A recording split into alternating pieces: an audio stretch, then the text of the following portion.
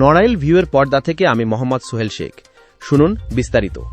নড়াইলে চাঞ্চল্যকর ও নৃশংস ম্যানেজার নাহিদ সরকার হত্যাকাণ্ডের প্রধান আসামি ঘাতক ট্রাক চালক সুজাত আলীকে গ্রেফতার করতে সক্ষম হয়েছে র্যাব 6।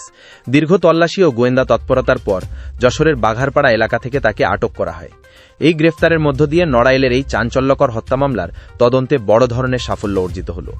র্যাব 6 সূত্রে জানা গেছে, মামলার প্রধান আসামি ঘাতক সুজাত আলীকে ধরার জন্য তারা দেশের বিভিন্ন স্থানে নজরদারি বৃদ্ধি করে।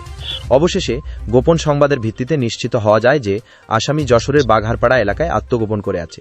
সেখান থেকেই র্যাব 6 এর একটি চৌকস দল সফলভাবে অভিযান চালিয়ে তাকে বন্দী করে। গ্রেফতারকৃত সুজাত আলীকে পরবর্তী আইনি ও বিচারিক কার্যক্রমের জন্য নড়াইল সদর থানা পুলিশের নিকট হস্তান্তর করা হবে। এদিকে ঘাতক সুজাত গ্রেফতার হওয়ার খবর ছড়িয়ে পড়ার পর থেকেই নড়াইলে সাধারণ মানুষের মধ্যে ব্যাপক চাঞ্চল্য সৃষ্টি হয়েছে।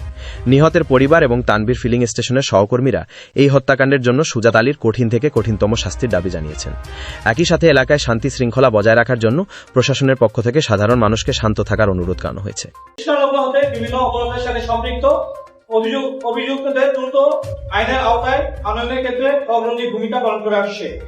বাংলাদেশে আমার অহংকার এই মূল মন্ত্রে উজ্জীবিত হয়ে র্যাব 6 এর সকল সদস্য দেশ মাতৃকার সেবায় সর্বোচ্চ উৎসর্গ করার জন্য সদা প্রস্তুত। এরই ধারাবাহিকতায় 29 মার্চ 2006 বিকাল 16:35 ঘটিকায় র্যাব 6 TP3 যশোর ক্যাম্পের একটি চৌকস আভিযানিক দল গোপন সংবাদের ভিত্তিতে যশোর জেলার বাঘারপাড়া থানার কিসমত মোহাম্মদপুর এলাকায় অভিযান পরিচালনা করে।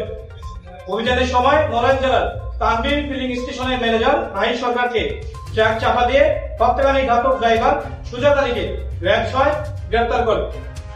প্রাথমিক জিজ্ঞাসাবাদে অভিযুক্ত ব্যক্তি ভিকটিমকে ট্রাক চাপা দিয়ে হত্যার দায় স্বীকার করে।